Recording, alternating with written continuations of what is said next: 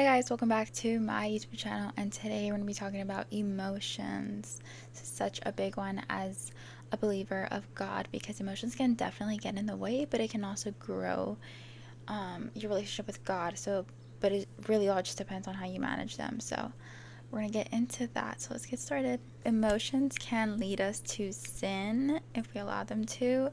And we're going to be looking in Genesis 4:2-6, which is about Cain and Abel in the beginning of the Bible, where it says, "Later she gave birth to his brother and named him Abel. When they grew up, Abel became a shepherd, while Cain cultivated the ground. When it was time for the harvest, Cain presented some of his crops as a gift to the Lord. Abel also brought a gift, the best portions of the firstborn lambs from his flock. The Lord accepted Abel and his gift, but he did not accept Cain and his gift. This made Cain very angry, and he looked dejected. 'Why are you so angry?' the Lord asked Cain. 'Why do you look so dejected?'" Basically, Cain, obviously, we all know that he ended up killing his brother because he didn't know how to regulate his emotions. He felt jealousy and all that stuff. And if you go all the way to the verse below that, which is 7th, it says, "You will be accepted if you do what is right, but if you refuse to do what is right, then watch out. Sin is crouching at the door, eager to control you, but you must subdue it and be its master." So your emotions can definitely lead into sin, and if you do not control it, it will control you. So I know a lot of people are driven in today's world with like their emotions, and they make decisions based on their emotions, which is super not recommended, guys.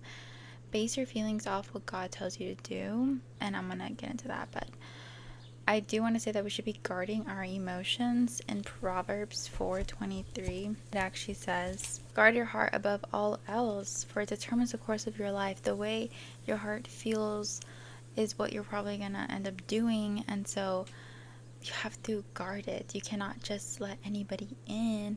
I do also want to say that emotions can crush us, right? We can feel defeated and sad and then base our actions off that.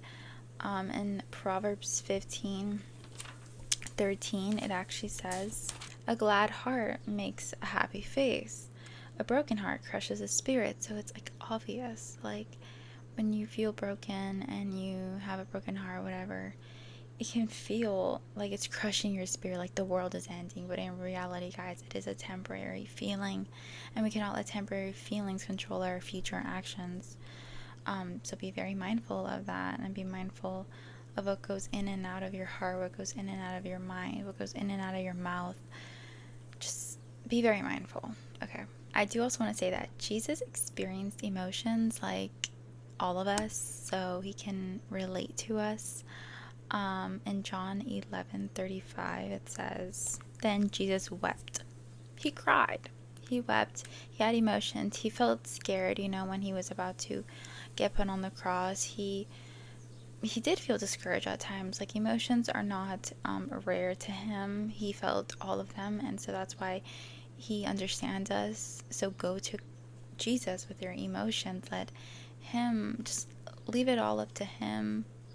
Just feel it out all with him, and then you'll be able to make the best decisions moving forward. Emotions can be sinful, right? We have like sinful emotions, and we have like good, happy emotions.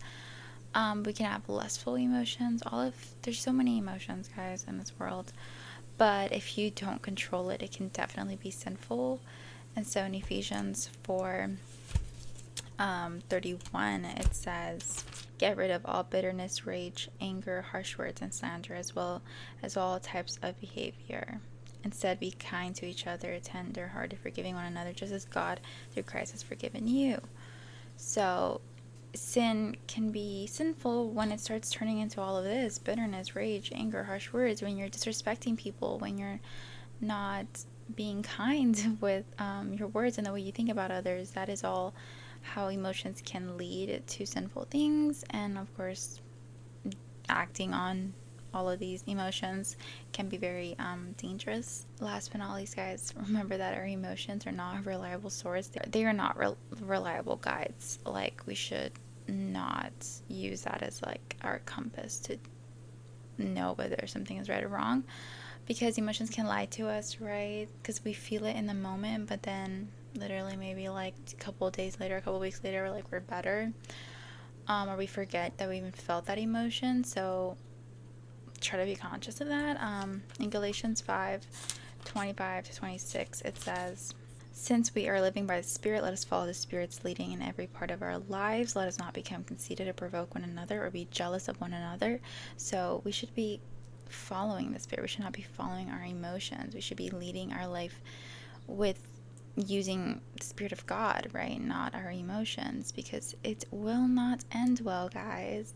Because a lot of times you're not going to want to worship God. You're not going to feel like going to church. You're not going to feel like hanging out with, your church friends, whatever, going to social events. But if it's for the better good, right? For you to grow in your relationship with God, you need to put your feelings aside. You need to put your emotions aside and just worship.